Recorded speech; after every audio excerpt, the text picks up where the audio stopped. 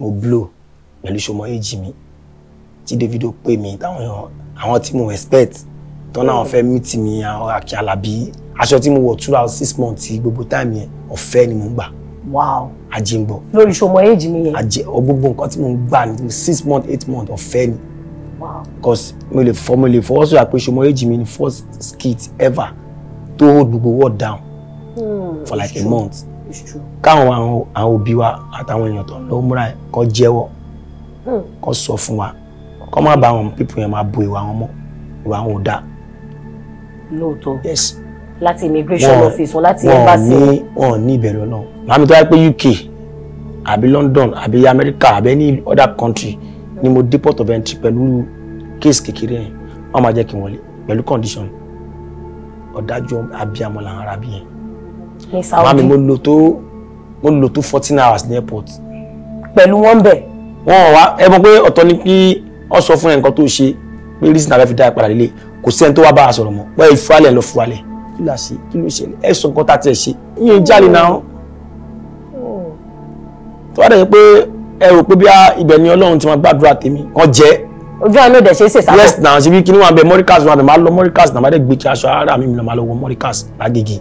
Ìgbéyàwó bá tiẹ̀ ti rí bí sọ́kò sí. Yes náà mo lè wọ lágége mo lè wọ lẹ́ni. Ibi tẹ́lẹ̀ sọ́kò sí wà lágége. Yes náà ó wà lágége náà kò síbi tí yóò ti lè ṣe àmúra náà kò sí mo lè lọ ṣe ń jẹ bóde mo lè lọ Oǹdó kí n lọ sọ ọkọ̀ àsítánì bẹ́ẹ̀ Portable wà bẹ́ẹ̀. Okay. Bọ̀ tó wáyé pé àwọn èèyàn fẹ́ ọ̀dà pé Portable ti sún wọn tó wáyé pé ó ti sún wọn àwọn ọmọ tó fẹ́ ti sí àwọn àwọn ẹni tó fẹ́ bá wọn clear off kọ́kọ́ gbé wá síwájú rí mi. Kọ́ fi mistake gbé wá. Mo fi títọ́ bọ́ lọ́wọ́ bá ṣe lẹ́rìí kò lè lo 2 minutes. Speed Darlington kọ́.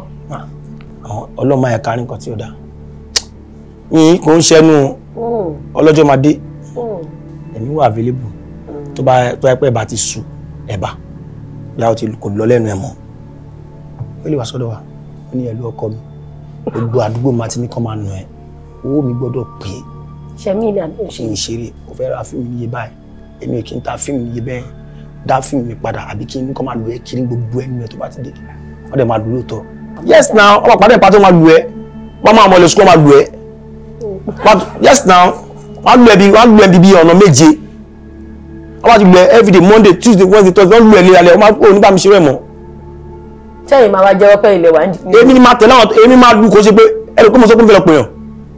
Èmi ni máa lù mo kẹ́sẹ̀ gidi bá bọ́ksà gidi ní àwọn ọmọ tí mo lù ní Ṣómólú àwọn tí mo yọ eyín wọn mi rántí wọn àwọn tí mo lù dáadáa tí mo rántí wọ́n á tó 107 billion naira 99 trillion 5,000. Tẹ́lù. Mi ò ní defeat kankan. Mi ò wọ aṣọ 50k mọ́. Okay. Aṣọ tí mo ń wọ̀ bẹ̀rẹ̀ láti 400k 500k. Àwọn void lace ni mo ń wọ̀. Yes now. Bupion gidi ni mo ń wọ̀ ẹjọ́. Ẹ má fà mí wálẹ̀. Ká ní mo ti mọ̀ ni. N pé ó máa débi tá a dé.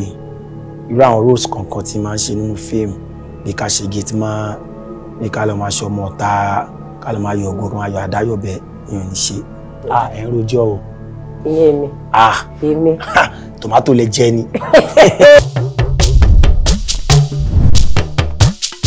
Ètò ńlá ti dé, ètò bàbá ètò Oyinmomo. Ètò ńlá ti dé, ètò bàbá ètò sẹ́ Oyinmomo. Ẹ pè é kí n gbọ́ná Oyinmomo, Oyinmomo, Oyinmomo, Oyinmomo.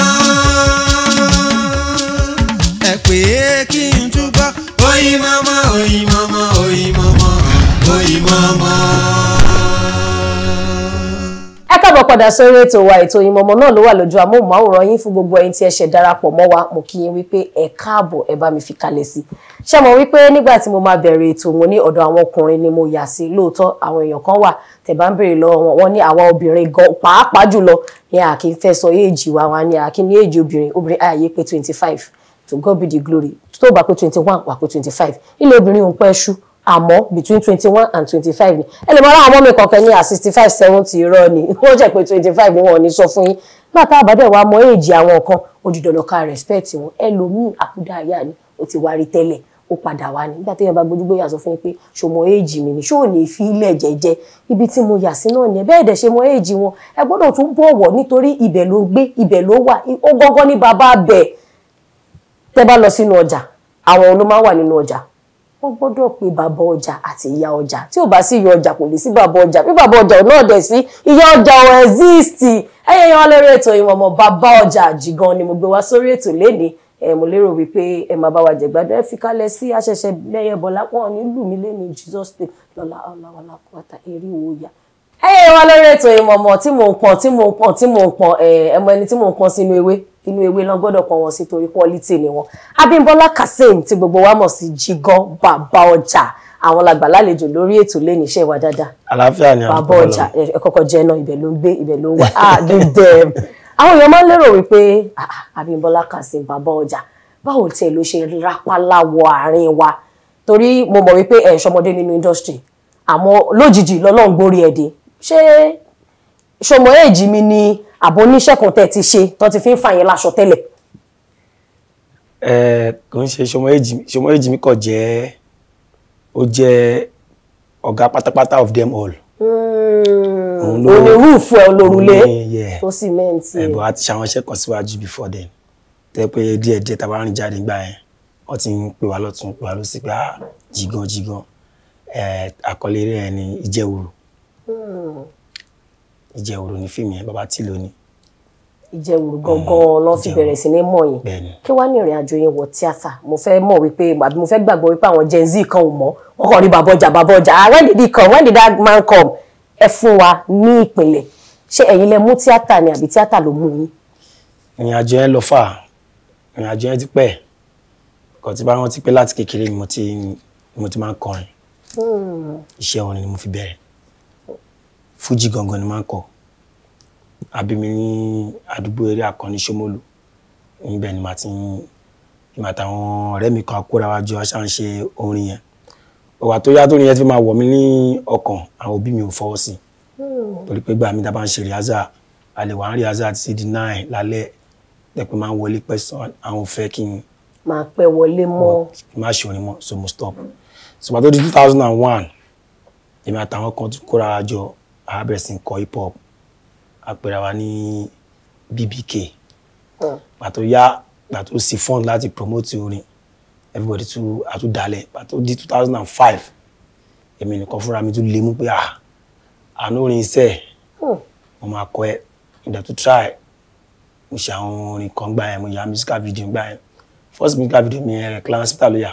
Wow, Clarence Peter nígbà yẹn kò ṣọmọdé owó. bẹ́ẹ̀ni Akin Alabi ya ẹ̀kọ́ náà Akin Alabi náà bá mi yẹ ẹ̀kọ́ náà ọdún yẹn a dẹ̀ promote pé kí orúkọ lè wà but Ọlọ́run ò pẹ́dà pé ìrìn àjò yẹn ò sí lọ́nà bẹ́ẹ̀ so láti ibi pé mo ń ṣe promotion orin mo ti ń pàdé àwọn onífíìmù bẹ́ẹ̀ mo ti pàdé Baba T so from there àjọ máa lọ sí location tàbá pàdé location bàbá yìí kí ló ń ṣe bó lórin ni ẹ jẹ́ ká fi sínú fíìmù náà kó wá bá a kọrin from there relationship yẹn bẹ̀rẹ̀ bó ṣe yá mo ṣe bẹ̀rẹ̀ sí gbójú sínú fíìmù nìyẹn since tó yẹ pé entertainment náà ní gbogbo ẹ̀ mo ṣe tara bọ̀ ní pé bí a ti bá ṣe fíìmù tí ayé tẹ́wọ́ gbà láti bẹ̀ máa padà sí di orin kíkọ orin mi but now fíìmù yẹn ti jẹ fún mi. fíìmù ti jẹ fún yín ti jẹ fún mi tó ẹ lè padà sí di orin mọ́.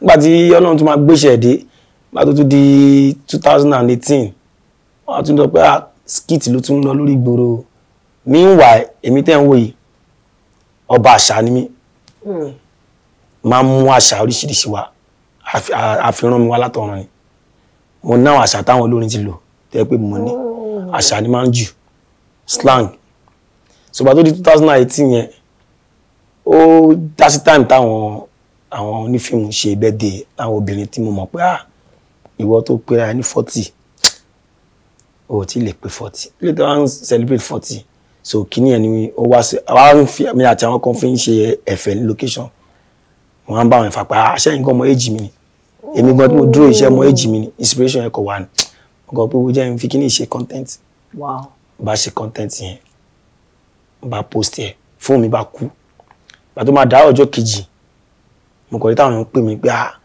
owó nǹkan tó post ni kí ní ẹ̀ máa ti lọ Túndé ẹ̀nà máa ti gbé mi kí ni mo post láti máa dé social media mo ti ríra mi everywhere mo kódà pé kí ni máa lọ mo kàn tún lọ ṣẹlẹ̀ kejì pẹ̀lú àwọn Yínká Quadri ni bó ṣe fly ni next thing Davido bá pè mí bó ṣe bẹ̀rẹ̀ sí pè mí lọ́tún ló sì ní lọ́dún tó yìí bó ṣe blow tán nìyẹn ìyẹn mo ṣe pọ́n blow out mo fọ́n ká mi. ẹ̀ka tàbí iná wẹ́dà. ní 2018 yẹn mo lọ London mo lọ kò sílùú tí mi ò lọ. ẹ dé China. mo dé Bangladesh. ẹ dé Oklahoma. gbogbo bẹ́ẹ̀ ni mo dé. Peru. kódà mo dé Slovakia. Slovakia gbogbo àwọn ẹ dé Pakistan. àdúgbò Kazakhstan. gbogbo bẹ́ẹ̀ ni mo dé. Afghanistan. gbogbo bẹ́ẹ̀ ni mo dé mo jẹ mí táwọn èèyàn jà kọjá. Kyrgyzstan. àwọn èèyàn jà kọjá. Uzbekistan. kí ló ṣẹlẹ̀. gbẹ̀tẹ̀lẹ̀ ti lo everywhere. ó ti tó ìwà ní tẹ́ ń pè fistan. no but there are 7 star countries ṣé yìí mọ̀. ẹ mọ̀ àbí ẹ ní mo ṣe wò pé ẹni tó bá ti dé Uzbekistan ló yẹ kó ti lọ Kazakhstan wà lọ sí Afghanistan mọ̀ ká àmọ́ báwo ló ṣe wá rí lára yín pẹ̀lú àwọn akẹgbẹ́ yín ìrìn àjò láti music wọ tíátà ṣó dán nígbà tẹ́ pàdé bàbá tí àbí ọmọlẹ́yìn ìwọ náà wàá tún lọ kọ́ṣẹ́ yìí o wàá lọ́gàá o ṣàkórin lẹ́ ń ṣe tẹ́lẹ̀ industry wọn dẹ̀ ní àtọ́ọ̀bà ti lọ́gàá o gbọ́dọ̀ lọ́gàá èèyàn gbọ́dọ̀ mọ́wọ́ ẹ rìn ṣé bàbá tí ìlà lè sọ pé mọ́wọ́ yín rìn àbí ọ̀tọ̀ lẹ́ni tẹ́ ẹ pè lọ́gàá yín.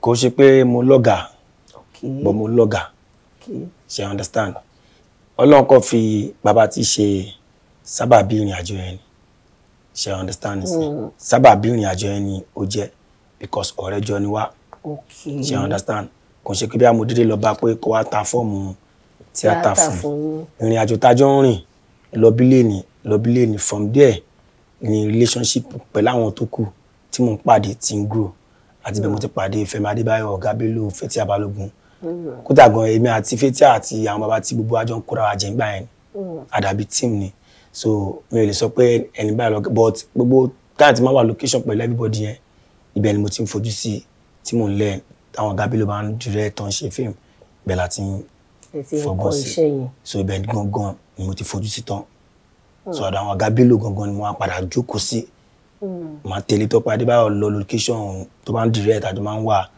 gbogbo àwọn nǹkan tó ń ṣe bẹ́ẹ̀ ni ló fi wọnú ẹ̀jẹ̀ mi ṣe understand àwọn ọ̀dọ́ rẹ̀ pé ó dà pé kíní ẹ̀ náà dẹ̀ ti wà nínú tèmi náà so torí mi ò tí ì rẹ́ni lò abínibí ni tẹ́lẹ̀ ẹ wá rábílítì ó wá dábínibílítì ọ̀làpọ̀ ó wọbẹ̀ lọ ó pakam ṣe chakam ó ṣàkàm we don see am for your body. ẹ̀ ń rojọ́ o ìyẹn mi èmi tomato lè jẹ ni.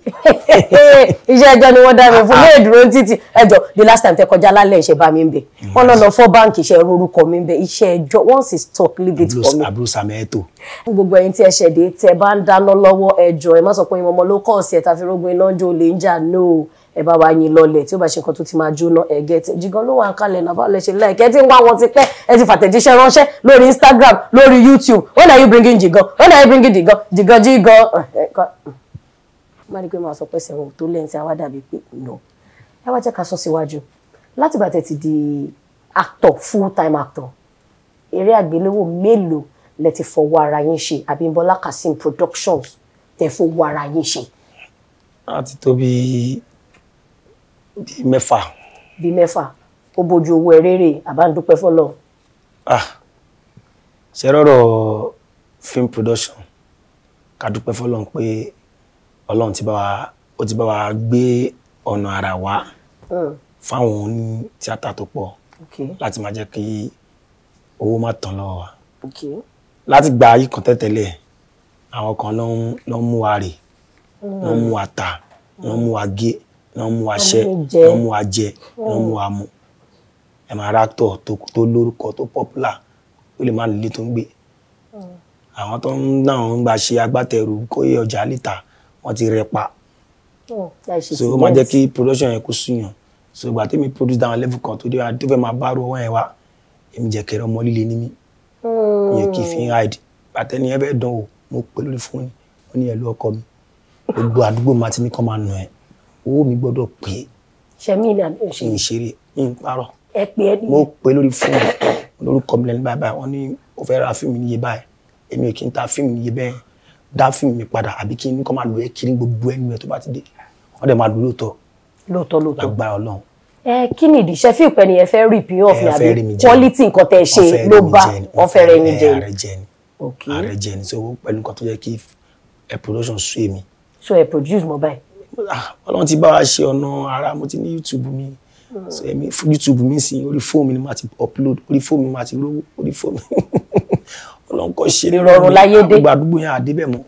Àwọn àdúgbò tẹ́ ẹ̀ dé mọ́ yìí àmọ́ àdúgbò tẹ́ ẹ̀ ń dé sìn tẹ́ jókòó sí sìn àwọn èèyàn náà sọ pé gbogbo èmi ni 1 million views 200,000 views pé watch time ló máa ń count pé kò kí n tó bẹ́ẹ̀ ṣe máa wá ń gbé fún wa pé ṣáàbẹ̀ ó wọbẹ̀ lọ pé kò ń tó bẹ̀ pé DJ YK ni. Àwọn tí ò mọ YouTube náà understand ẹ̀ YouTube ní bó ṣe ń lọ wọ́n pè kíní kan ní RPM ṣe understand ó depend bí RPM ẹ bá ṣe rí o bá ní 10 million views tí RPM ẹ bá lò ṣe understand tí RPM ẹ bá lò kò ní fún ẹ ní iye owó tí ó yẹ kó gbà ẹlòmíì lè máa ní 1 million views kó ní 500,000 views kí RPM ẹ lò kó lágbára ju ẹni tó ní 1 million views lọ ó máa gbó ju ẹni tó ní 1 million views lọ so bó ṣe jẹ́ nìyẹn. So RPM ti yín ṣe dáadáa. Pẹ̀fọ́ náà RPM wa gbórí sókè. Ṣé mo lè béèrè nǹkan kan lọ́wọ́ yìí? Ẹ bá mi fi style yọ ìgò ojú yín bóyá àwọn èèyàn máa fi pé àbí Davido àbí jígọ̀kan la gbé wà bá pákéèjì ẹ̀ síbẹ̀ ni. Ẹ wá jẹ́ ká wò lẹ́nu iṣẹ́ yìí kí lẹ lè sọ pé ó dùn yín nínú jù pé tẹ́ ẹ̀ fi kábàámọ̀ pé ẹ wọnà tíátà bó tilẹ̀ jẹ́ pé bórin ṣe rí ló ṣe rìn yẹn. Inú mi dùn nígbà tí mo ti wà nínú iṣẹ́ orin láì má sọgbà tí mo bẹ̀rẹ̀ kàtí kọ́kọ́ kà síwájú lẹ́yìn ìgbà tí mo bẹ̀rẹ̀ 2005 àti gbogbo effort àti gbogbo wàhálà bí 10 years kọ́kọ́ bá yẹn lọ mo tún wọnú fíìmù bí 13 years tí ń lọ again wọ́n dẹ̀ ti ń pèlé pé ọ̀gbẹ́ni ṣé ó yẹ ṣọ́ ìgbọ́kọ̀ tó lọ ń ṣe yìí ṣé òun ló pè é àbí wàá lọ kọ́ṣẹ́ mi ó yẹ lọ kọ́ṣẹ́ ẹsẹ̀ jantejante tó ń gbé kiri yìí ọlọ́mọ yà kò ṣe ṣú mi ká o ọjọ́ tí mi dùn ní pé mo padà rí pé mo blow pẹ̀lú ṣọmọ èjì mi tí Davido pè mí táwọn àwọn tí mo expect tó náà fẹ́ meet mi àwọn Akin Alabi ẹni tó ní kíní ó pè mí wọ́n send owó fún mi aṣọ tí mo wọ̀ throughout 6 months gbogbo time yẹn ọ̀fẹ́ ni mo ń gbà. Wow. Àjìngbọ̀. Lórí ṣọmọ èjì mi yẹn. Gbogbo nǹkan tí mo ń gbà ní 6 months 8 months ọ̀fẹ́ ni. Wow. Because mo lè fọwọ́ sọ̀rọ̀ pé ṣọmọ èjì mi ni first skit ever to hold gbogbo world down for like a month. It's true. Because everywhere àwọn China ṣe òyìnbó ṣe China wọ́n ṣe ṣọmọ èjì mi wọ́n send sí mo rí Korea mo rí Saudi Arabia wọ́n ṣe. Yes, so yẹn nìkan tó nǹkan ọdún fún mi. Àbí bóyá tá bá ní period yẹn bóyá ẹ mọ̀ èèyàn lè jẹ àṣejẹ onímàdò kéèyàn jẹ àṣejẹ elérin kéèyàn kọ́ wò pé jẹ́ nǹkan jẹ́ àbí bóyá ẹfọṣẹ kan wẹ̀ sí táìmù yẹn tí Ọlọ́run kọ́ wò pé okay check everything àbí ó ní tẹ́ ṣe ó ládùúrà tẹ́ ṣe. Dẹ́gbà àwọn àdúrà ya àwọn òbí mi ló gbà lórí mi. Ìyá ẹ̀ wọ́n mi ti kú. Ṣebí tó wà yẹn ó kọ̀ wò pa ọ̀bọ yẹn sọ́fà o. Jẹ́ kí n send down the rain. Send down the rain. Ojú ẹ̀ rọ̀ lẹ́yìn lórí. Understand so. Oh my God. Ojú fẹ́ ló rọ̀ láwọn kan lórí ojú owó ló rọ̀ lẹ́yìn lórí. Ẹ bá mi kí ìyá mi. Ẹ bá mi kíra fún màmá mi. Òrìṣà bí ìyá o. Kò sí láyé. Ẹ wá jẹ́ kí n béèrè lọ́wọ́ yín hajj last year tó yẹ kẹ́ ẹ lọ. Wọ́n ní wọ́n dá yín padà ní point of entry. Àwọn èèyàn kan ní kí ló ṣẹlẹ̀ sí Jígan ṣe é ṣe pé bóyá wọ́n rún nǹkan mọ́ lọ́wọ́ àbó gbẹ́rù ẹlẹ́rù àbó gbọ́jà ọlọ́jà ó yẹ kó wọlé náà ànítọ̀ ẹnu oníkàn láti gbọ́ pọ̀n ẹ̀dàkùn ẹ̀tàn mọ́lẹ̀ sí fáwọn olólùfẹ́ yín.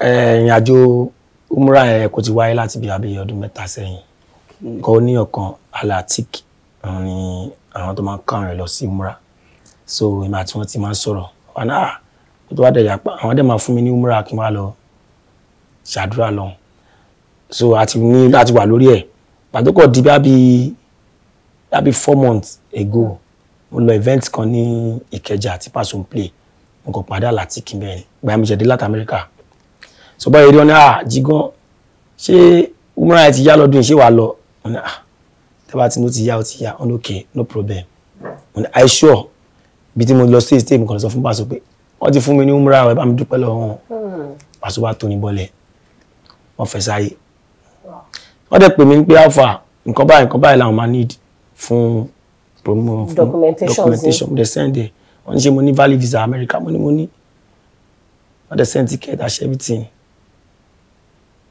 àwádé Muritala Muhammed airport àgbéra wọ́n gbé mi wọ́n check document mi wọ́n rí everything gbogbo nǹkan wà valid because tá bá fẹ́ kí n wọlé wọ́n ní gbé mi látẹ̀kọ́ tí bá lẹ́rù lẹ́bọ ní kíní àtìkún lẹ́bọ lẹ́rù wọ́n ti yọ láti bí àwọn bí tí o ti ẹ̀ ń gbọ́ pé kíní kan wọ́n ti blow ẹ̀. wọ́n ti blow ẹ̀ ó tó wá jẹun tó lórúkọ wọ́n gbé mi mo jókòó mo wọlé sínú plane wọ́n gbóúnjẹ fún mi mo jẹun ó táwọn time kan ìtọ́gbọ́n mi mo lọ́tọ̀ mo padà jókòó mo play game bí gbogbo 8 hours lálùṣà adékàtà ọtún adébí kan afẹsẹ̀ rìn ọtún adébí kan aṣáàdúpẹ́ fọlọ́run adé umra àwọn atájọ́ lọ àwọn bí almost 30-40 something àwọn kan gba báyìí wọ́n níbẹ̀ ni wọ́n máa ti lọ ṣe clearance àwọn tó láwọn tó ń ṣe kíní bọ́ atájá táwọn lu visa bọ̀ àmàrà visa ní entry port of entry bá débẹ̀ wọ́n mú nọ́mbà ya nọ́mbà 40 something mú mo sẹ́ni tó dá mi mọ̀ ń bẹ́ àwọn Nàìjíríà tó dá mi mọ̀ ní kálukú wọ́n fèsì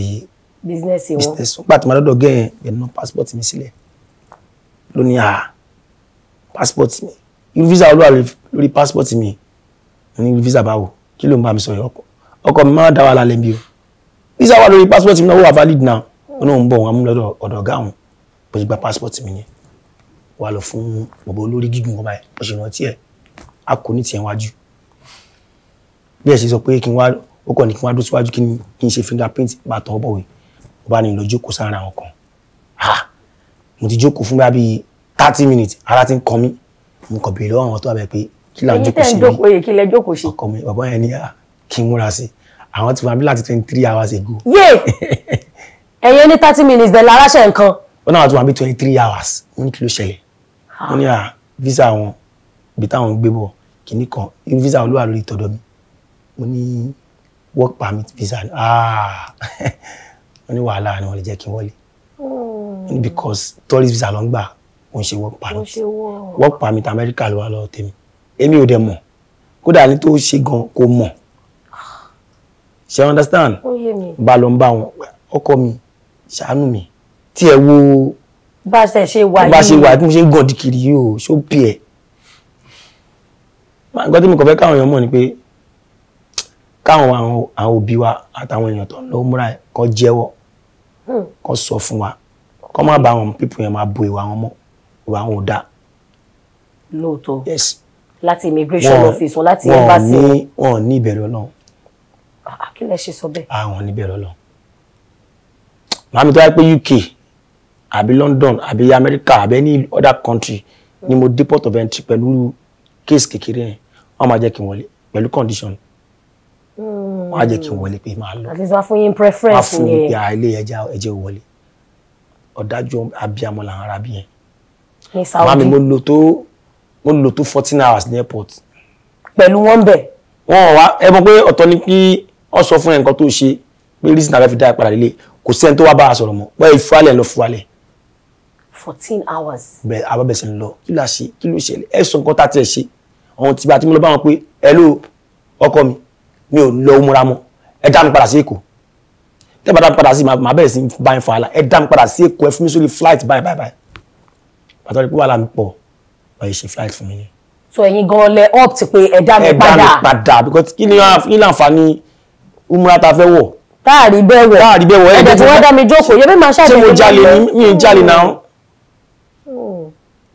tó wá dẹ̀ pé ẹ rò pé bí ibẹ̀ ni Ọlọ́run ti máa gbàdúrà tèmi àdúrà ń gbà bẹ́ẹ̀ everybody ló mọ̀ bó bẹ́ẹ̀ ṣe ń ṣe yìí ẹ̀ ń ṣe bíi pé tábà ti wọnú bẹ̀yẹn àlè rọ àna Ọlọ́run gbà irọ́ o ìgbàgbọ́ mi ó yàtọ̀ sí ti lẹ́yìn ìgbà tí mo kúrò ní múra tán jẹ́ kí n wọlé mo mọ nǹkan tí mo ti gbé ṣe alihamdulilayi alihamdu ṣe understand so bọ́rọ̀ yẹn ṣe jẹ́ nìyẹn kó mi ò lẹ́bọ lẹ́rù ọkọ̀ wùwà tí wọ́n because ó yẹ kán lójú àánú.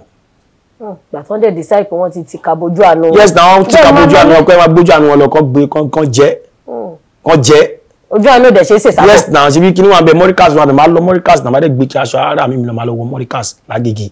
ìgbéyàwó bá tiẹ̀ ti rí bí sọkò sí. yes na mo lè wọ lágége mo lè wọ lẹ́ni. ibi tẹ́lẹ̀ sọkò sí wà lágége. yes na ó wà lágége náà kò síbi tí yóò ti lè ṣe àmúra náà kò sí mo lè lọ ṣéǹjẹ bóde mo lè lọ Oǹdó kí n lọ sọ ọkọ̀ àsítánì bẹ́ẹ̀ ní ọdún tó wà lè tọ́ mu tó lè bí ogun báyẹn a dẹ̀ sọ fún gbà pé ọkọ mi nǹkan táfi dá ìpadà ní pé torí pé tó bá lọ tiẹ̀ ṣubú nígbà tó bá lọ sòkò àṣìtáni ọ̀nà máa ń tira wọn ó bí a tó bá pẹ́ ẹ̀tẹ̀sùn yẹn fún mi mo tún lè ọ̀nà tàbí ọkọ̀ tèmi náà lẹ́ ń ṣe má dẹ̀ mọ̀ ẹgbẹ́ nígbà padà báyẹn 8 hours 14 hours mo padà sí pé igi mo tún wà ní plane pàtó yá mo tún lọ toilet mo tún padà mo tún jẹun. ẹ ṣáà jọ oúnjẹ wọn ṣá mo ń gbé ẹ tiẹ̀ ṣe bínú tó ẹ ṣáà jọ oúnjẹ wọn kó má dà pé last èèyàn rí nǹkan kan fi èèyàn máa jẹun wọ́n ṣe mọ̀ pé ọmọ líle ní ibẹ̀ ṣe sọ kí ló máa ń fa àwọn ìwà yẹn torí nígbà tẹ́ wà nínú ẹgbẹ́ Afrimec àríyìn ìgbà kan agbẹ́ láwọn suspend mo ní nòó kí ló le tó yẹ kí ni jìgàn ṣe kí gangan lẹ ṣe. àwọn pé ọ̀rẹ́ ìlú ni ọ̀tá ìlú ẹni tó bá gbèlú sórí òun ló máa ń padà rí àwọn ìdojúkọ lóríṣiríṣi. bọ̀ wọ́n ti àbúrò kì í ṣe ọmọ líle o. ẹyọ yín ṣe ọmọ líle. ẹ kò fojú jẹkun ni ṣe ọmọ líle. ẹ lè dẹran pa. ṣe ọmọ líle. ẹ kì í ṣe ọmọ líle. bẹ́ẹ̀ ni ẹ sọ pé lọ. ṣe ọmọ líle. ògùn ẹ̀dá. ṣe ọmọ líle. ẹ fògùn ẹ̀gbà. ajé ń gbọ́. ajé nìyẹn ògùn nìyẹn ẹ dẹ̀ sọ pé mákẹ́tà ò fẹ́ taṣẹ́ yín ní òdà ẹ dẹ̀ pé wọ́n á máa lù káàkiri. Mami ẹnu ẹ kò bá wa gbọ́ nígbà tí mo ya odidi iṣẹ́. Èló lẹ fi yaṣẹ́ yẹn? Mo yaṣẹ́ yẹn ní year 2018 I think there was about like 4 million naira la fi yaṣẹ́ yẹn. Ní 2018. Gbogbo àwọn tí mo dẹ̀ pé àwọn èrò tí mo pè sínú iṣẹ́ yẹn àwọn tó wà mo pè èrò pọ̀ gan ṣe understand mo dẹ̀ lọ funds fowó ni fúnra mi mo lọ yá owó ni èèyàn ló kó fún mi pé gbà lọ fi ṣe fíìmù yìí abáyá fíìmù tó mo gbé fún mi lé lọ́wọ́ oníwàá fún mi ní 800,000 jọ ẹjọ a fún mi ní 800,000. Ibo ni 3.2 fẹ́ lọ. Torí kò yé mi báwo lè yàwó tó mo ṣe fẹ́ jẹun báwo mi fẹ́ wọṣọ báwo mi fẹ́ fine báwo mi fẹ́ máa dán báwo mi fẹ́ ra mọ́tò ṣe ẹ mọ̀ ṣé èèyàn kò ní bíyàn nínú láti 3.4 million something ó fẹ́ ra 800. 4 million yẹn dẹ̀rẹ́ iye tẹ́sí lè ṣí nìyẹn ọmọ aláwọ̀ owó kan bá bá ṣáájú sọ wọ́n fẹ́ ra 800 láì sí pé ọ̀tají nìyẹn torí pé ó jẹ́ kinní kan máa ń wọ̀n nílùú ẹ̀kẹ́ wọ́n máa lu ẹ́ wọ́n máa lu màmá mi wọ́n máa lu ẹ́ yes now wọ́n máa pàdé ìpàtó wọ́n máa lu ẹ́ wọ́n máa mọ̀lẹ́ sukú wọ́n máa lu ẹ́ yes now wọ́n lu ẹ́ bíbí ọ̀nà méje wọ́n máa ti lu ẹ́ everyday Monday Tuesday Wednesday Thursday wọ́n lu ẹ́ léralẹ̀ wọ́n máa kó nígbà mi ṣe rẹ̀ mọ́. sẹ́yìn máa wá jẹ́wọ́ pé ilẹ̀ wà ń jì. èmi ni máa tẹ̀lé àwọn èmi máa lu kó ṣe pé ẹ̀rọ pé mo sọ pé mo fẹ́ lọ pè yàn. èmi ni máa lu mo kẹ́sẹ̀ gidi bá bọ́ksà gidi ní. Ẹ kẹ́sẹ̀ kí ló jẹ́ kẹ́kẹ́sẹ̀. ẹsẹ̀ wọnú sítórì yẹn ni Ṣómólú lọ bí mi sí ẹ̀dà ń pè ní Ṣómólú gbogbo àwọn tájọ dàgbà. Ṣómólú Fádèyí onípa àná yé ṣe cross carpeting ọba níkòrò.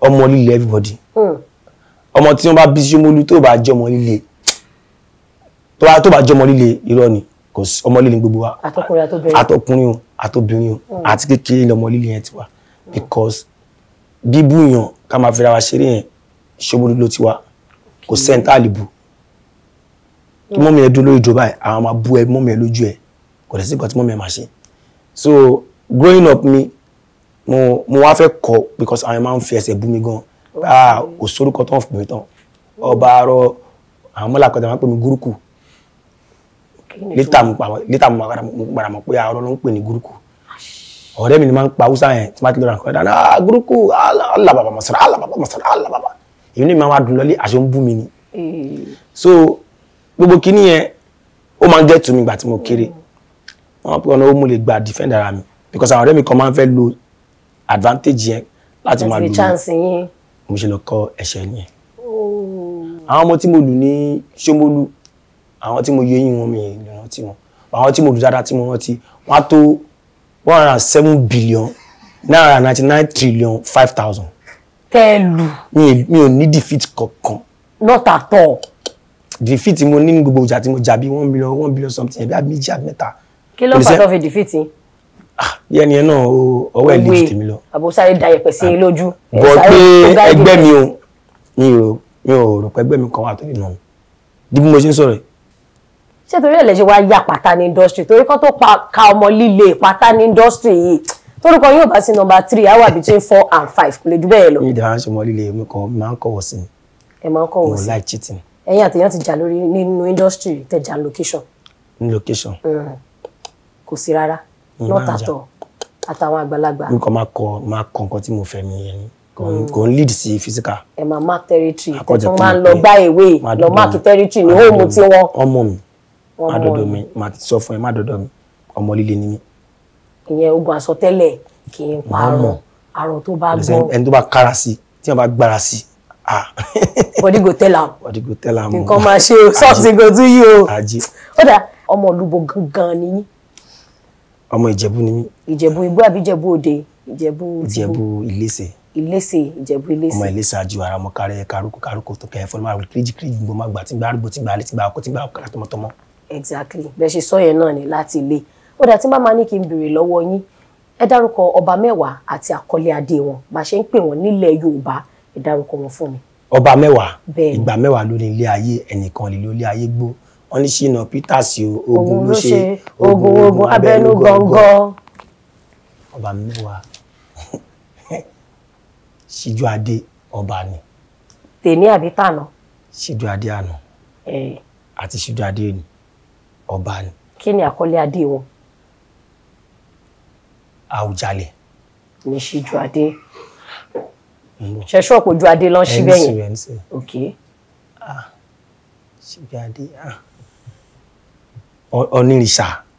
onírìṣà. tí òun ni ọba Ifẹ̀. òun lọba Ifẹ̀ ó ṣe ní. ikú bàbá yèyé òun ni ọba Ọ̀yọ́. òun lọba Ọ̀yọ́ wọn á máa pè wọn ní Aláàfin tìlú Ọ̀yọ́ ó ṣe kejì. Olóńdó of Ondo. Olóńdó of Ondo ẹ ṣọ kàkà fún yín. ẹ wá mi ẹ wọ ẹ foríjì mi. ó dà Òṣèmọ̀wé ló wà nílùú Ondo ẹ jẹ́ fún yín Òṣèmọ̀wé ló ń pè wọ́n. Aláké. Aláké tìlú Ẹ̀gbá. tìlú Ẹ̀gbá ẹ ti ń jíbọ̀ ó yá okùn mẹ́fà o. okùn mo ti gba mẹ́rin lẹ́gbàá nínú mẹ́rin mo fún yín lẹ́yọ kan ni. Aláké. Aláké.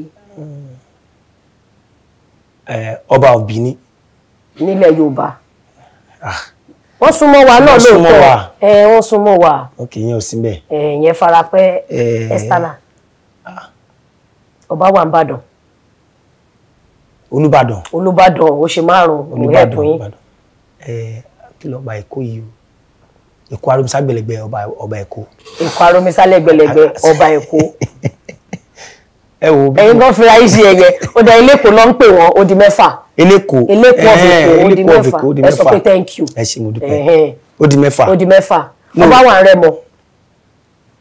Àwùjalẹ̀. no Àkárìgbò. Àkárìgbò Rẹ́mọ ibo l'Àwùjalẹ̀ wà. Àwùjalẹ̀. ibo náà wà. Àwùjalẹ̀ ní Ìjẹ̀bú. Ìjẹ̀bú ó ṣe mẹ́jọ ó kù méjì. ọba wà l'Óṣogbo.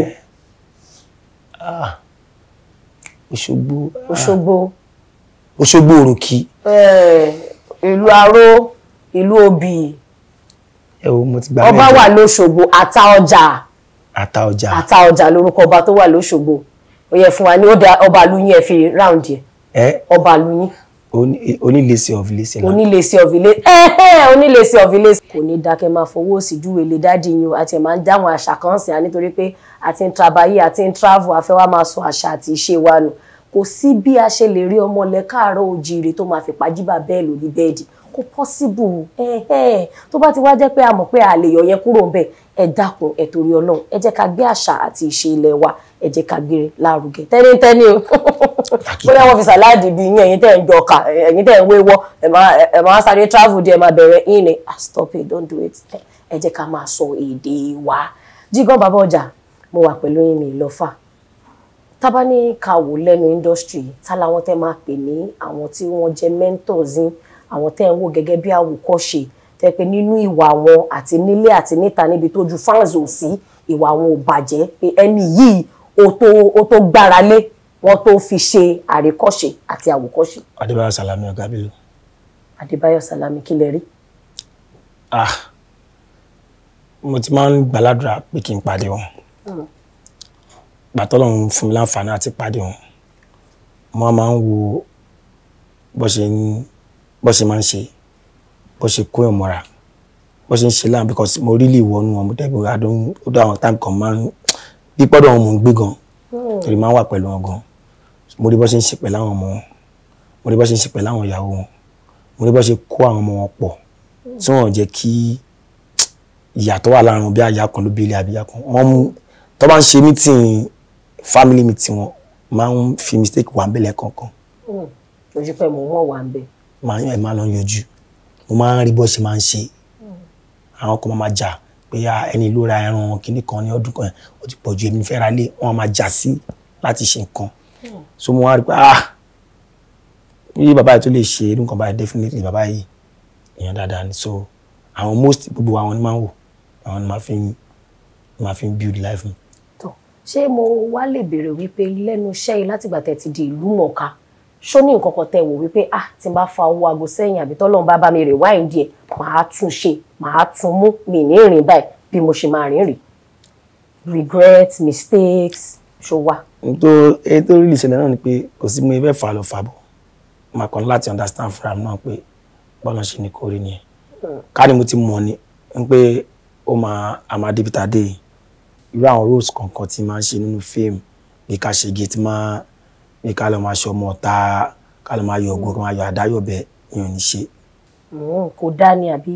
because máa sọ fún yín. ẹ sọ fún mi. àwọn nǹkan tó máa tí irú ẹ̀ máa ń jẹ́ kíyàn face ni pé ó máa jẹ́ kó wà lójú kan àwọn tó máa ń ṣe irú ẹ̀ mi ò fi mi ìbárò yẹn jẹ́ o bọ̀kọ́ tèmi fúnra mi ò pinnu tèmi rí ń bẹ̀ ni pé bí ẹni tí wọ́n ti ṣe fíìmù tán body story film àwọn tó ń sọ lórí ẹ̀ ti wà ibi tó ń lọ wọ́n ti mọ̀ wọ́n kàn nídìí wèrè kan lápò pa wọ́n lẹ́rìn fún ẹjú mílíọ̀nù kan wọ́n kàn tì síbi géètì yẹn so kò ń sí nínú body story. Secondly hardly nílò ẹni ẹ̀ máa fi rí endorsement. Okay. Yes hardly máa fi rí brand hardly negate máa fi rí endorsement. hardly máa fi rí brand tá a fẹ́ bá ẹ ṣe because wọ́n á wò pé orí ẹ̀ o wọ́n ò ní bí ipò ní kankan lórí lọ́tọ̀ tí mo ṣe ṣọmọ èjì mi tí mo bẹ̀rẹ̀ sí ní grant interview tí mo ń ṣe English film làwọn ẹ̀gbọ́n mọ̀ pé mo lọ school. Really? Bẹ́ẹ̀ni àwọn ẹ̀gbọ́n mọ̀ pé mo lọ school so ó really fẹ́ affect mi láwọn ibìkan dú pé torí pé òun náà ló fi mọ̀ mí bọ̀ káyọ̀ pé mo mọ̀ náà ni pé bó ṣe máa rí rè. ní dáradé wọn dáradé mi nílò ọgbà àdúgbò. ẹ ti ṣọba rí nínú fíìmù. ti ṣọba rí náà ká ní kò ṣe ẹ ti ṣọba náà. tẹ bá kò jọba báyìí àkọlé adéwọlá. ọba ní mi lórí TikTok náà èmi ní kábíyèsí gbogbo Pìtìpìtì kingdom lọ́wọ́lọ́wọ́ lórí TikTok kò ṣẹlẹ̀ bẹ́ẹ̀. bàbá ti fi yẹn kú nígbà tá a dárúkọ ọba aládé àtàkọlé wọn. bá ti gbé ọba wa èmi náà fọ́n bú ẹni ọba Pìtìpìtì kingdom ọba Pìtìpìtì kingdom nobody better than. ìyẹn náà wà nù ẹ ọ̀dà tá a bá ní ká wò lákòótán ṣẹlẹ̀ fún wa láwọn ọ̀rọ̀ ìyànjú torí mo mọ̀ pé àwọn èèyàn kan náà wà bíi tiyín púpọ̀ náà awakọ̀ àti gúrú àti dàgbà nínú pé ká máa fi èébú ara búyàn àti gbà ní kámú àwọn ará àwọn èèyàn bíi tiyín náà tó ṣì ń fèsì àwọn ìpèníjà yìí pé tí ó bá ṣe pápá mi rí báyìí tí ó bá ṣe kójú mi rí báyìí tí ó bá ṣe pẹ́sẹ̀ mi rí báyìí Ọlọ́run ló dá mi tí ò dá mi dáadáa adẹ̀ríru yín ta ṣe tọ́ka sí kí làwọn ọ̀rọ̀ ìyànjú tẹ́lẹ̀ fún wọn tó ṣiṣẹ́ fún yín o torẹ́ lomi àgbọ́rọ̀ wà kó lórí o àwa sọ pé ẹ máa lóru manual yẹn àwọn motivational speaker kí lè fi motivate àwọn ọmọ. tí n tọ̀dọ̀ mi tó help mi ni pé àti kékeré náà ni mo ti gbé kó lára. láti bí i 8 years old mo ti gbé ilé èkó tipẹ́tipẹ́ mi ò mọ̀ pẹ́sẹ̀ ń dùn mí. daily time tí mo mọ̀ pẹ́sẹ̀ ń dùn mí bí a ti bá dún níwájú mirror. mi ì ríra bí ẹni tí nǹkan kan ṣe o because kò sí nǹkan tí mi ò lè ṣe. mo ń fò kéńké mo ń gbá bọ́ọ̀lù mo ń sáré kò sí nǹkan tí ẹlẹ́sẹ̀ méjì lè ṣe tí mo kì í ṣe. kò dẹ̀ sí kí ní kẹ wọlé kẹ má ṣàná bolẹ̀. ìyẹn ló tún àlejò. yes now nǹkan tẹ́lẹ́sẹ̀ méjì máa ṣe tó máa dúró ní 30 minutes èmi sì lè máa lò 2 hours. ṣe gbogbo àwọn nǹkan yẹn líle bí bẹ́ẹ̀ lọ́mọ àti ń bá mi. so advice mi fáwọn tó ń wà bí tèmi náà ni pé ṣe bọ́ wọ́n rí mi. irú ọ̀rọ̀ ni ẹ fẹ́ sọ sí mi báyìí kẹ́tọ́ bú mi àti kọ́kọ́ búra mi. àbí. mi wọ ọkọ mi ẹsẹ̀ mi ti já nígbà láyé nítorí pé mo má rí tí bá ń toast ọmọ nǹkan tí màá kọ́kọ́ sọ síwájú ọkọ mi bàbá yóò lẹ́sẹ̀ o bá lọ máa ro o. tripod yẹn ò pé o wà á ti mọ̀ wà á ti prepare mind ẹ pé ẹni tó ń bọ̀ wá bá jàǹpélé ni o. so èmi tí mo ti ṣe nǹkan báyìí síwájú kò sí nǹkan tí anybody fẹ́ sọ nípa mi. tó lè dùn mí. torí mo ti kúrò stage yẹn so ẹni tó wá bẹ́ wà bí mo ṣe wà kó ń súnmọ́ courage kó gbà pé bọ́lá ṣe ní ìrìn àjò ẹ̀ ṣe máa rí nìyẹn. mi kì í kò sí òde tí mo lè wọ̀. kò sí. òde lọ́balọ́ba máa wọ̀ bẹ̀. kò sí. yes now máa débẹ̀. nígbà tó kọrin jìgọ́jìgọ́ ẹsẹ̀ mi ò tó lẹ̀ did you feel insulted. feeling sorted àbí mo gbowó. ẹ gbowó lórí ẹ̀. wọ́n ṣáná fún yín. mo gbowó lọ́wọ́ Àṣàkẹ́ mo gbowó lọ́wọ́ Mohbad. ẹ̀sìn náà máa gbowó ìdùnnú mi ni pé ẹ porúkọ mi. èmi dẹ̀ lẹ fi wé nǹkan báyìí. èmi lẹ fi wé one ẹgbẹ́ kan orin yẹn tún promote brand mi. túnra gbogbo orin yẹn ṣe ń trend èmi náà trend mo dẹ̀ pé Àṣàkẹ́ ọkọ mi máa yẹ ká ní problem mo máa wá tẹ́wọ́. ẹ̀yin lẹ pé. yes na ó dẹ̀ tẹ́wọ́ ó tẹ́wọ́ náà. tí ó bá fẹ́ kọ́ máa lu òun náà bus stop to bus stop. ọmọ mi wọlé lu ó tẹ́wọ́ pẹ̀lú joy Mohbad náà jẹ́ tẹ́wọ́ gbogbo wọn tẹ́wọ́. ó tẹ̀ láwọn tó máa ń kó àwọn eléré àgbéléwò sínú boxing ring àbólórin tó bá fẹ́ yàtọ̀ Àṣàkẹ́ lẹ́sìn ta ló máa nọta ni. Àṣàkẹ́ ò sínú kinní yẹn. kò sínú league. Portable wà ń bẹ̀. ok bọ̀ tó yẹ pé àwọn èèyàn fẹ́ ọ̀dà pé Portable ti sú wọn. ok tó yẹ pé ó ti sú wọn àwọn ọmọ tó fẹ́ ti sí àwọn àwọn ẹni tó fẹ́ bá wọn clear off kọ́kọ́ gbé wá síwájú rí mi. kan fi mistake gbé wá. mo fi títọ́ bọ́ lọ́wọ́ bá ṣe lẹ́rìí kò lè lo 2 minutes. Speed Darlington kọ́. àwọn ọlọ́mọ ẹ̀ka rí nǹkan tí ó dáa yìí kò ń ṣẹ́nu ọlọ́jọ́ máa dé tó bá jà Monday tó bá àwọn jà Monday by Tuesday nírọ̀lẹ́ ọlọ́jọ́ adé. ẹ̀ẹ́dẹ̀ sin ọwọ́ kẹ́ nǹkan tí mo mọ̀ ni ẹ mọ̀ pé ẹ̀ṣẹ̀ dàbí mathematics ni. Yes, ó dàbí mathematics bí pé on lọ formula ó ní formula ó ní step ó ní movement ṣé understand tó bá ti ṣẹ̀ṣẹ̀ gbé ikú ti dé straight so ẹni tí ó mọ̀ tí ó kọ́ ó máa ṣẹ̀ṣẹ̀ gbé lọ́dọ̀ olú àwa yìí so báyìí ti ṣẹ̀ṣẹ̀ gbé alabamusa ni 4 o'clock ní ọmọ kírun sí lára ni ó ti tọ́ àwọn tó yẹ máa kírun kí n pẹ́ aláwọn kálábàgà ṣẹlá Muhammadu Rasulullah assalamu alaikum ó ti lọ nìyẹn. ó lọ ó yá sọ pé ó ti lọ nìyẹn ìdánwò mo fẹ́ fi àsìkò yìí dúpẹ́ lọ́wọ́ yín pé nínú àìráyè yín ẹ̀ wáyè láti wá dá àwọn olólùfẹ́ yín lóhùn lóòótọ́ bó ṣe máa sọ pé àwọn rí yín lórí eré amóhùnmáwòrán àmọ́ nígbàgbọ́ ó dẹ̀ hàn gedegbe sí mi pé bí wọ́n ṣe ń ṣe lójú ayé náà lè ṣe rí wọn lórí amóhùnmáwòrán yìí tẹ́ máa pé àjẹgọ́ wálẹ̀ lóòótọ́ wálẹ̀ lè pẹ̀ ẹ̀yìn èèyàn náà ò dẹrùn ẹ̀yìn èèyàn náà lè tẹ̀bákọ̀ bá wọn fi style Portable ẹ̀ kò ti sí wọn gbẹ̀yìn tẹ̀lé Portable ti sún yín oúnjẹ àbí ṣe máa pè jáde fúnra yín. èmi wà available tó bá pẹ́ bá ti sú ẹ̀bà bí a ti kò lọ lẹ́nu ẹ̀ mọ́ ó lè wá sọ́dọ̀ wa. ẹ̀yin á jẹ́ kí tetracycline yẹn easy. màá bá fẹ́ fọ́ọ̀rọ̀ àtọ̀gbọ́lọ̀ àfigbé oúnjẹ olè nífẹ̀ẹ́ sí jù. àlè fast kò sí oúnjẹ tí mo like. kò sí. èèyàn ọmọ èèyàn ni mo lè jẹ. ọmọ èèyàn ni mo lè jẹ. ẹ̀bọ̀ ẹ̀ mú mímu. gbogbo nǹkan ẹ̀ ń jẹ jíjẹ. ṣé máa ń fa fífa. ẹ̀kẹ́ fapò. ẹ̀yin fa gbórí. ẹ̀kẹ́ fa sìgá. ẹ̀yin fa sìgá. ẹ̀kẹ́ ló gbé mọ́lì. ẹ̀ ń gbé kókó. ẹ̀ ń gbé ref. àtọ̀. ẹ̀ ń gbé gbogbo yìí ẹ̀ máa ń gbàṣẹ́ o. ìgbàṣẹ́ orí. ẹ̀ gbé os jẹjẹ lọmọ ikú ẹ̀yin àti mọ́mì nìkan. àti àwọn nìkan ẹ̀. ẹ̀ṣọ́. àjíǹbọ̀. ẹ fi gbárí dáadáa. ẹ̀yin ní girlfriend. girlfriend. mi straight for. for. ó ṣọ̀wọ́n láàrin ọgbọ́n ọkùnrin. ó ṣọ̀wọ́n bọ́lá ṣe dá mi nìyẹn. àwọn obìnrin ò dẹ́ tó sí i. wọ́n máa ń tó sí mi o. àwọn obìnrin máa tó sí i. nǹkan kan tó kọ̀ kù ni pé kọ́lọ́ ra ìdáàbòbò kọ́kọ́ máa bá mi sùn kiri because ojoojúmọ́ jígan àmọ́ pé wọ́n pẹ́ fine báyìí ojoojúmọ́ ni mò ń gbà ó máa kàn sọ fún un pé ọmọ jẹ́jẹ́ ni mi. kí ni gift tó bẹ̀rẹ̀ ti ra fún yín rí tó ká yín gan láyà pé ìyàwó mi ló ra gift yẹn fún mi àwọn àtàwọn ọmọ mi. ẹ pẹ̀lẹ́ ẹgbẹ́ mi débẹ̀ kọ́ má bàa lé yín lé. irọ́ wa ìyàwó mi ló ra best gift fún mi àwọn àtàwọn ọmọ mi wọ́n ra nǹkan tí mo like jù gold. Mrs. Kasim mo fi àsìkò yìí sọ fún yín wípé no rival. no rival. ojú kan ládàá ni tó tiẹ̀ lè dúró tì yín pẹ̀lú gbogbo ìwà líle yín. Ọlọ́run ọmọ yẹn try. torí mo mọ̀ pé wọ́n máa sọ fún wọn tà pé ṣòwòṣù ọ̀ ọmọ yẹn try ó dẹ̀ bá mi kí wọn. ó ṣe ọkọ mi. fún ìyàwó yín ọkọ mi máa ń pè é. tó try fún yín kò sí pet name. ọkọ mi. tẹ́ bá ti pè lọ́kọ yín highest rank nìyẹn o. àwọn ló kọ́ bá gbogbo ọkọ mi. everything ọkọ mi. it's okay. wọ́n ní báyìí la ṣe ń ṣe lé wa èèwọ̀ bòmíì ni ẹ̀fílẹ̀ bẹ́ẹ̀ jẹ́jẹ́ láti ọ̀dọ̀ aláṣà àtolùdarí iléeṣẹ́ AK Media Concept wọ́n ní ká fún yín ní ẹ̀bùn kékeré kan pé lóòótọ́ ó kéré o ẹ̀bùn yẹn ẹ má wà láwọ ẹ̀bùn ńlá ló gbọ́dọ̀ jẹ́ ńlá ni mí kí ló ń jẹ́ ẹ̀bùn kékeré. ok wọ́n ní ká fún yín lẹ́bùn ńlá kan. máa lu pírẹsẹ́ńtà bí. èmi kọ́ wọ́n ràn mí ni o. máa lu ibi pé wọ́n máa rò pé jí bàtà Jésù ni kí ló ń jẹ́ ẹ̀bùn kékeré. ẹ̀bùn ńlá mọ́tò ńlá mo gbé wá wọ́n lè pàkẹ́ síbẹ̀ TV nǹkan kan ẹ ronú sí o tó bá ní 7 la ẹ má gbé mi nígbà o ó dẹ̀ máa fọ wàhálà máa jẹ́ first ẹni tẹ́ máa gbé wá tó máa bá ń jà lórí ètò ní ìṣeré o ní ìṣeré sẹ́ ẹ̀mí ni ẹgbẹ́bùn kékeré wa. ok ẹ jẹ́ ká fọ̀rọ̀ ìbúlẹ̀ irú aṣọ olẹ nífẹ̀ẹ́ sí kẹ́ máa wọ̀. sáṣọ tí mo kí n wọ. ẹ máa ń wọ aṣọ lẹ wa. ọgbẹ́ni máa ń wọ àǹkárá àdìrẹ. àǹkárá àdìrẹ ayé ti kọjá gbogbo ẹ̀ àwọn olóòsì ńlá yẹn kẹ́ fi sí o ní ìṣeré o. ẹ sọ pé lọ́wọ́ àwọn àǹkárá tó tóbi wà ní àwọn ayé ìgbà kan láti àwọn àǹkárá 50k. àwọn mi ò wọ aṣọ 50k mọ́.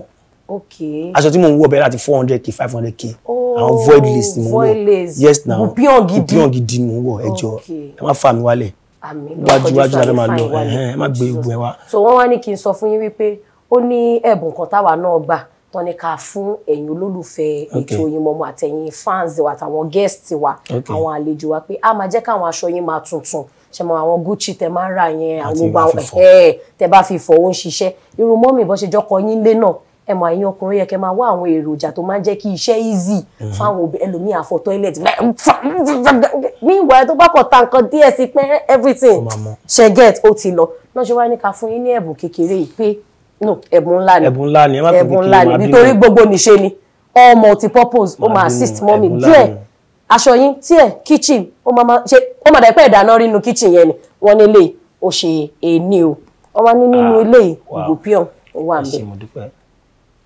foil iléeṣẹ́ yóò ní jóná ọjà wọn ní ká gbélé iná fún yín wọn kàn lè kéré lọ́wọ́ bọ̀ tó wúwo nínú.